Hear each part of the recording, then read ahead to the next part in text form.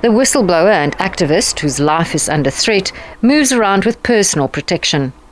Joseph, who was attending the ongoing disciplinary hearing of Nzimande, says she has no fixed address. She's previously alleged that Nzimande is linked to magistrates and attorneys in the Zululand area who've either been guilty of corruption or soft on crime, including rhino poaching. Despite Joseph's efforts, an alleged rhino poaching kingpin from the area, Dumisani Gwala, was let off the hook by the courts last year, when the evidence against him was ruled inadmissible in a case which dragged on for 9 years and was postponed more than 30 times. This footage shows Gwala's arrest during a sting operation when he allegedly tried to buy rhino horn from 2 undercover policemen. So specific to rhino poaching, KwaZulu-Natal is known as the catch and release province. So poachers come there because they know that they're probably going to get away with it. I can show you spreadsheets of poachers getting off with fines.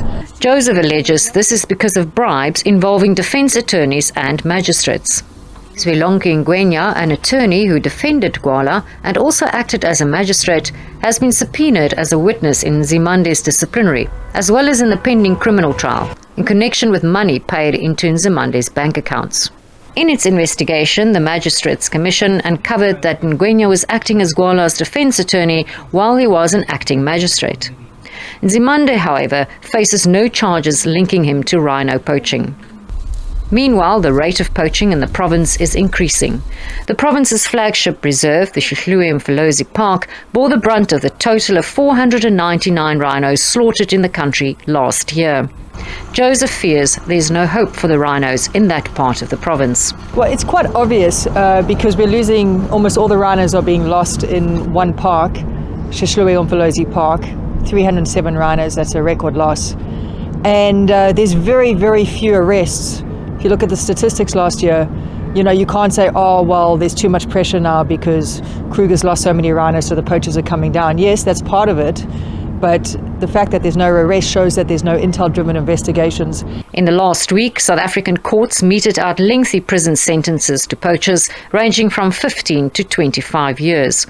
Last year, verdicts were handed down in 36 rhino poaching and trafficking cases, of which 35 were guilty verdicts. While the conviction rate is improving, Joseph believes minimum sentence legislation might help save the rhino. These rhino issues are actually human issues. Rhino poaching is organized crime of the highest level, and what's happening is it's criminalizing entire communities, even rangers and their families, wives and children. The impact of rhino poaching has an impact on, as we've seen in the courts, vehicle trafficking, human trafficking, kidnapping, murder. But there is hope, and our goal as the charity Saving the Wild is that we want to introduce minimum sentencing for rhino poaching. And that's because Mozambique has legislation. That's because it's 16 years minimum sentencing for rhino poaching.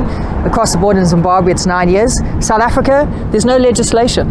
And we're all pretending that we want to protect rhinos, and it's just smoke and mirrors. Joseph says to finally, after 8 years, bring to book one judicial officer for alleged corruption might just be the start of uncovering the rot.